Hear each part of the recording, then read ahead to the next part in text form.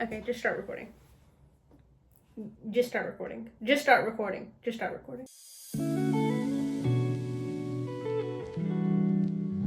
What is going on, everybody? Happy Friday, your favorite day of the week, our favorite day of the week. Not because it's the last work day of the week, no, because you get to watch Charlotte for the week again. I know it's your favorite time, just like ours, so we're coming back to you. It's we just finished week 11 on to week 12, so the season is moving right along, about right at the third, 1/3 of the season complete at this point. So yeah, we'll jump right on into it, I guess. Gabby, what you got for us on the recap? I mean, yeah, last week we went off against the Columbus Crew. Unfortunate loss, 4-2, Columbus Charlotte.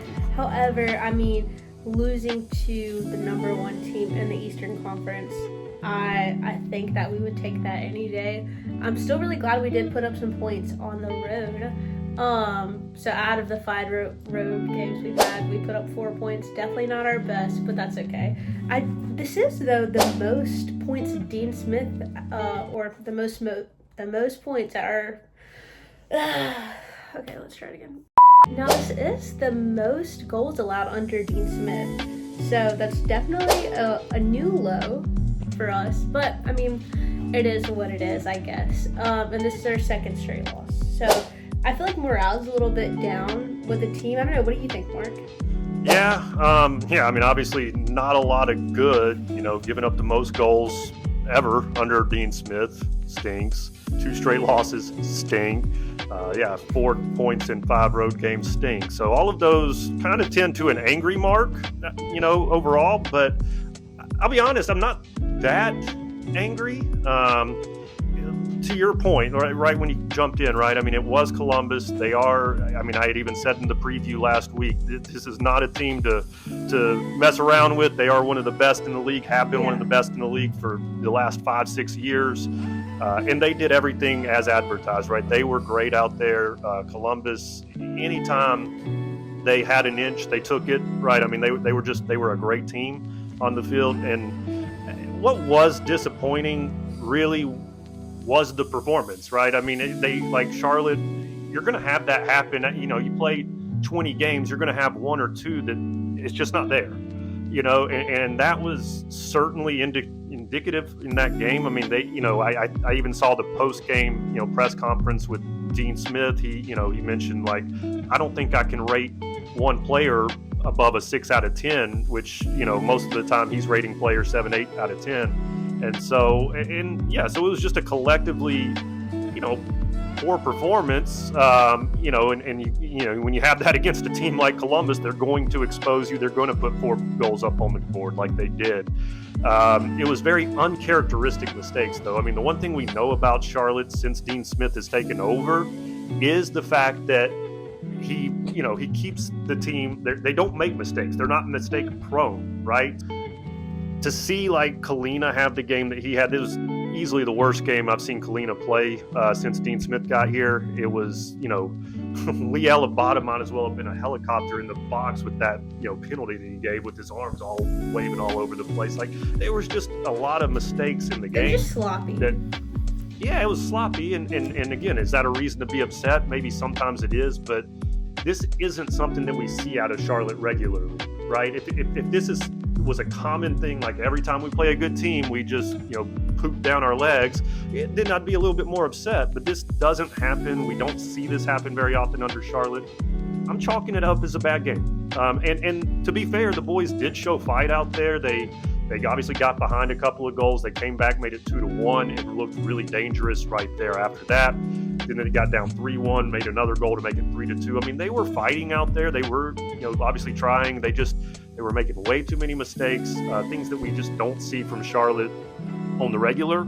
So until that becomes more of a trend or a theme, I'm just chalking it up that the boys didn't have it today, and Columbus, again, they are a great team. We would have had to play an A game to, tie, draw, win that type of game anyway. So when we play our C game at best, maybe even D game, you're just not going to beat Columbus. And so that's what I chalk it up to. I mean, there's not many more tactics that I need to go over. They just, listen, they played hard. but they played very sloppy and they made a lot of mistakes. I don't think that's going to continue into the coming weeks. So just, burn the tape, move on to the next one, and, get after it. That's what I would say. Anything to add? No, I mean, I agree. Definitely wasn't their best performance. But I think that we really bounced back on Tuesday. Yeah. We played on Tuesday night, we played in the US Open. So they definitely did bounce back Tuesday, which is definitely good to see for them. I know they didn't play their starters for most of the game, but once they brought them back in, clearly, I think the guys had a lot of momentum. For sure. So. I guess, jump right into it, honestly. I mean, typically this is where we'll do our news, of course, but not much news this week, but 2 games this week. So, hey, drum roll, guys. We get a second recap. I mean, I know you guys love that, but before we get into that recap, though, just as Gabby said, we played a game on Tuesday night, a midweek game, first one really of the season where we're playing multiple games in the season. And hey, why did they do that? I thought they play every Saturday. Well, they do, but if you can remember way back to one of those first videos I posted, maybe you have like a dream sequence here, Gabby, I don't know, just throwing back to that video, but I had mentioned this isn't the only competition. MLS is not the only competition. So like I said, we have 4 competition. The MLS, which is what we've been following, of course, all year, we'll continue to follow. That is, really the most important, I guess you would say, if you are going to list them in a tier of importance. I think most would consider the MLS being the most important aspect. But there's the US Open, which is what we are currently playing in, what we played in on Tuesday night. There's the Leagues Cup is a third one. And then there is just the regular season for the MLS and the MLS Cup. Those are broken into 2 different ones. So again, MLS Cup, MLS regular season, Leagues Cup, and the US Open. So do a bit of a history lesson for you guys here. Gabby, maybe put like a nice wig on me for this side, like a George Washington wig, because we're going to have a history lesson real quick. Kind of jumping in, the US Open. This is actually the country's oldest competition for soccer. It started in 1913, so been going on for over 100 years at this point. Single elimination tournament, meaning once you lose, you are out. Obviously, that's a little self-explanatory, but important here in a second.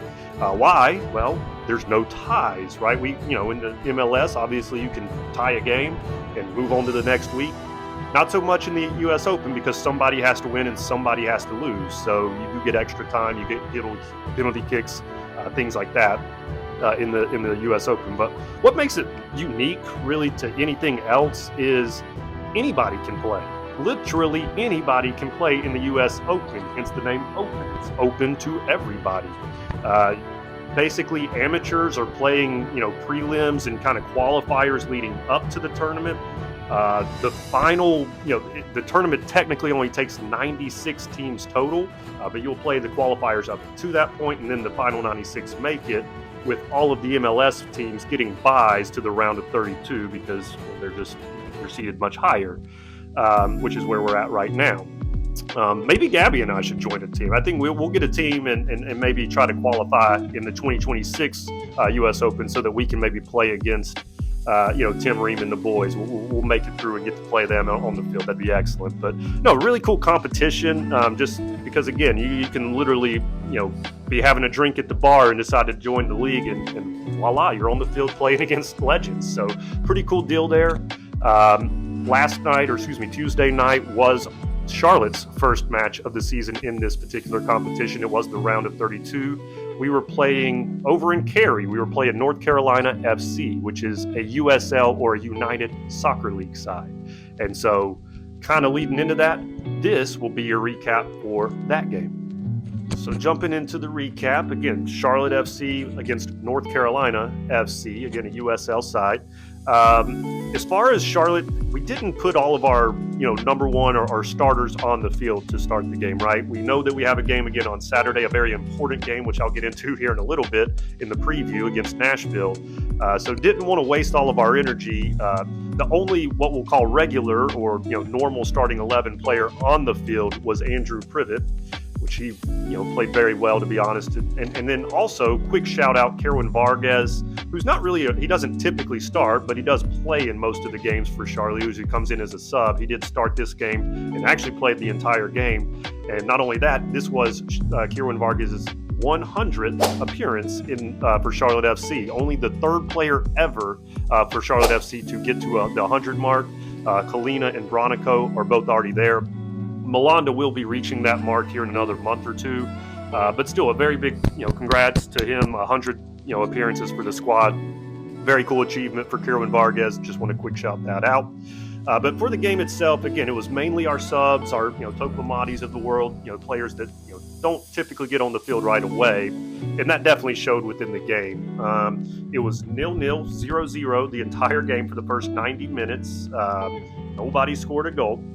Around the 85th minute, right before regulation was over, we did go ahead and bring in some of our starters. We brought in Big Patrick Ajaman. We brought in Brent Bronico. We brought in Tim Ream. We brought in Viel Abado. And once they brought those players on, it was not a fair fight for North Carolina FC. Charlotte was already kind of bossing the game. They just weren't creative enough to get goals early. Once those players came in, that completely changed. Again, 0-0 going to extra time. Game finishes 4-1. So 5 goals were scored in overtime. For any of you bettors out there, and I can't imagine there's one out there that took the under on this game, but I did go back and look after the game. Yeah, the total was 3.5 goals. If you took under 3.5 goals, boy, I feel bad for you, because it was 0 after the full time, and then there was 5 scored in overtime. So kind of crazy there. But yeah, Charlotte obviously dominated that overtime. Big Pat and Viel Abado were, men amongst boys, really is what it looked like to me on the field. They just really dominated once they came on, obviously getting the 4 goals. So good game. On to round of 16 now. So only 16 teams left in this particular competition. Again, single elimination. Once you lose, you go home. We want to go ahead and win that thing now. We're this close, might as well win the whole thing, right? So that is your recap on the Charlotte U.S. Open game against NC FC.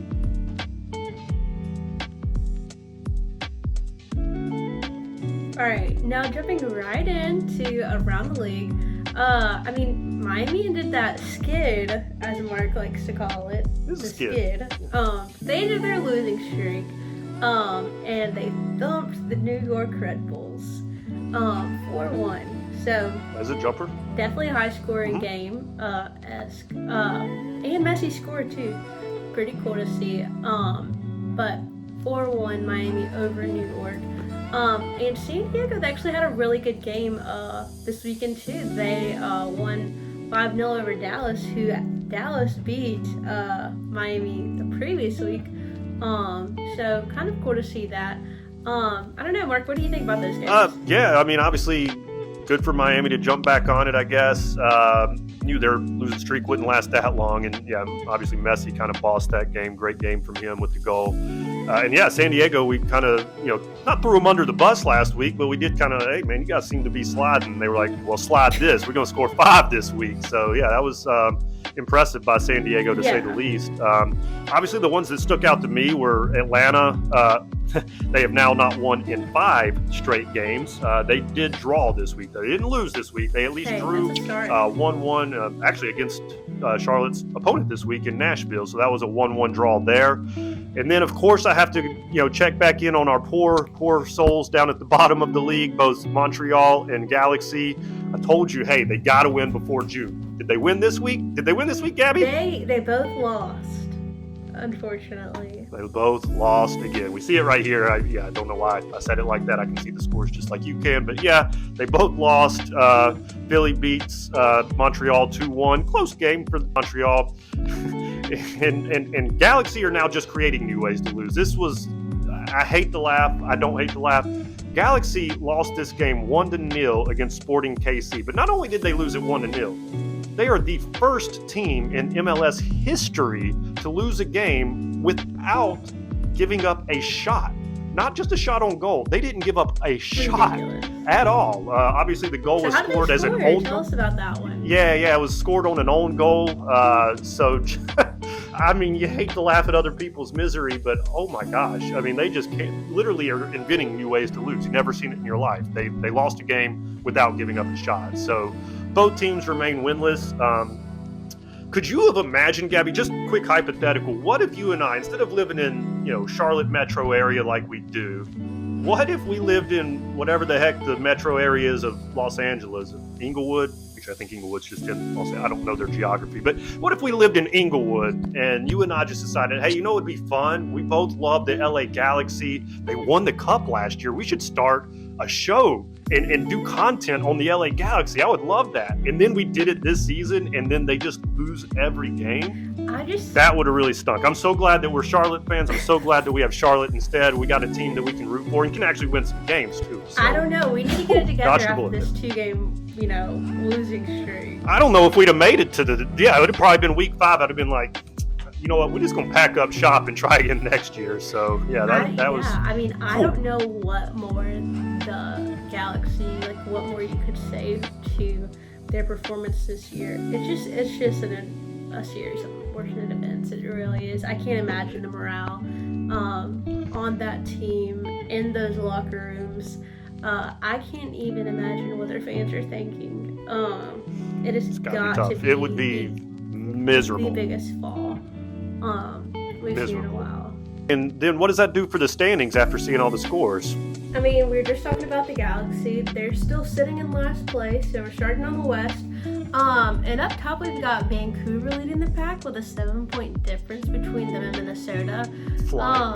Are they the best team ever? I mean, oh my gosh, they're 7 points clear. They're in the CONCACAF final. I'm not even going to get into what that means. But yeah, 7 points clear at the top. They don't lose. They are so fun to watch play. If you haven't, by the way, they're a squad. They're scary. But anyway, so they're 7 points clear at the top, and then Galaxy 7 points down at the bottom. And then it just looks like everybody else is right in the middle there. No, it's what does it look like? It's like a 9-point difference between all the guys in the middle. That's crazy. No, it definitely is. There's a lot going on in the West, clearly. But going over to the Eastern Conference, there's also a lot going on. So, I mean, if you look, Charlotte's, we're down in 5th place. Miami is in 4th, so we've kind of flip-flopped with them.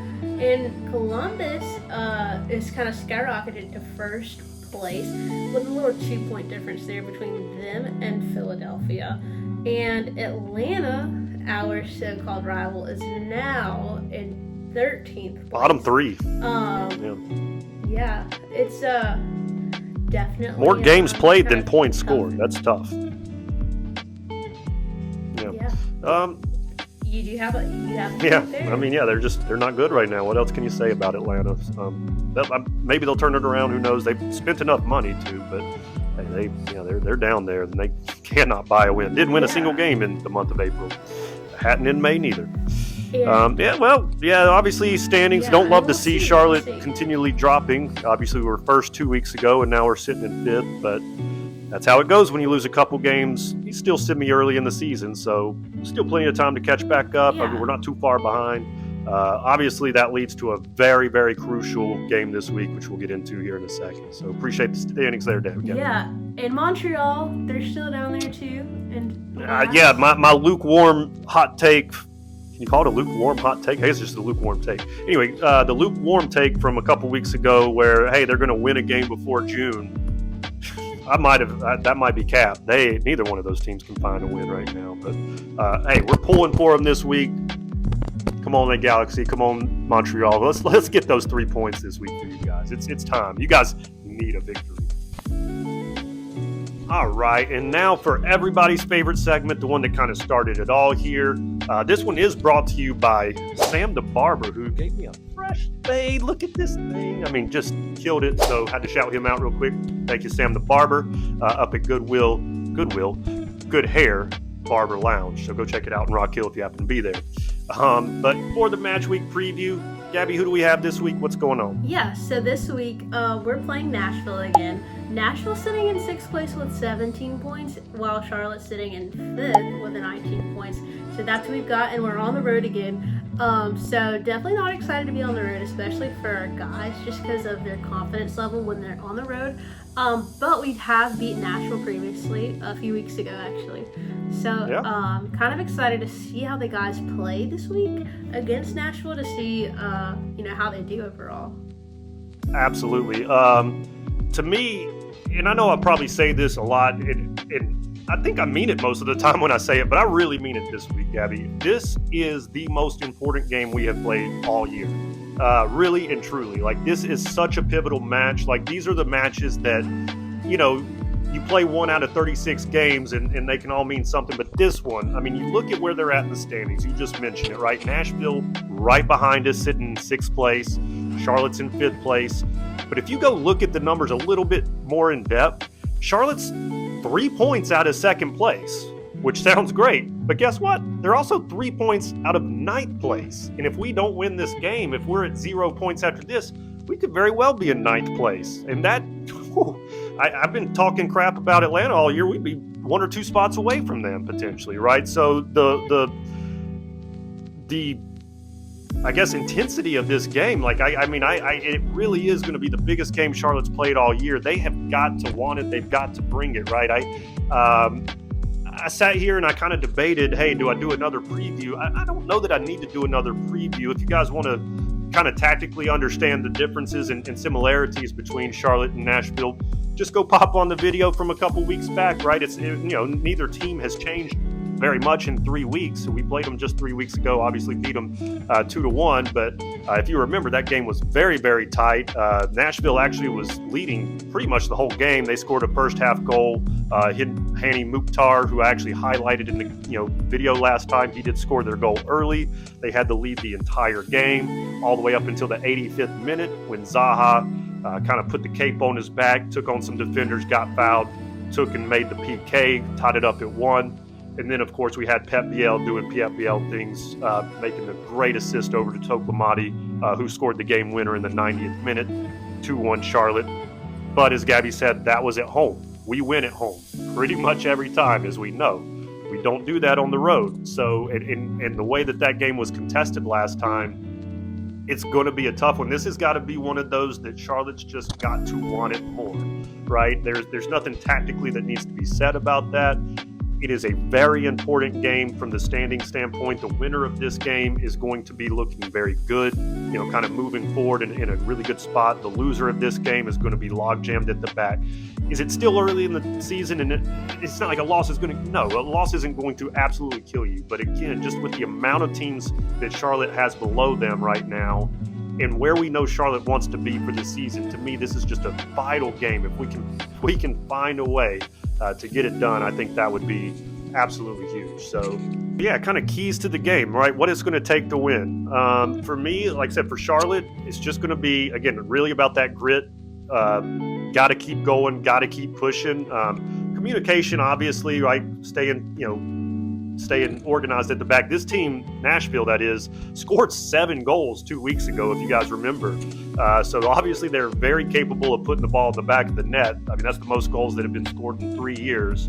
Actually, that gives them the most goals scored in the Eastern Conference this year, but again, kind of an anomaly with the 7 goals, so hard to count that as a real stat. But again, I think it'll be very defensive overall. I think Charlotte will, bring that shape, bring that structure to the game. They have to in order to win. They don't want to get into a 3-4, 4-5, 4, 5, 6, 7 goals on the board. I don't think Charlotte wins that game in this particular setting. They're suited and made to win this game 2-1, and that is what I think the prediction is. That is what the prediction will be for me this week. I think it's Charlotte 2. I think it's Nashville 1. Same score as the reverse fixture 3 weeks ago. Goal scorers this week. I'm sticking with Abada. So I have decided Abada, to me, like, I've learned how I can love him because he is our most, I guess we'll call it, erratic player. He's the what's that candy, Gabby? The first they're sour, then they're sweet, whatever that candy is. That's what Liel Abada is to us. He makes some crazy decisions that frustrate you. Sometimes he completely disappears from the game, and it just baffles you because then you see what he does on the other side, like what we saw against North Carolina in the middle of the week. I mean, obviously inferior opponent, I get it, but man, he was so good. And I mean, he does lead our team in scoring now this year. He's already got 4 goals, which is number 1 on the team. So he's found a way to put the ball in the back of the net. And that is the bottom line at the end of the day, is putting the ball in the back of the net. So again, he is our first sour then sweet player. That is Liel Abada. He's going to score goal number 1 for us this week. Who's going to score the winner for us this week? Who's going to score you got to call him. His name's Big Pat. He's going to score the big goal that wins the game for us ultimately. To me, he was the best player on the field in the game on Tuesday against North Carolina.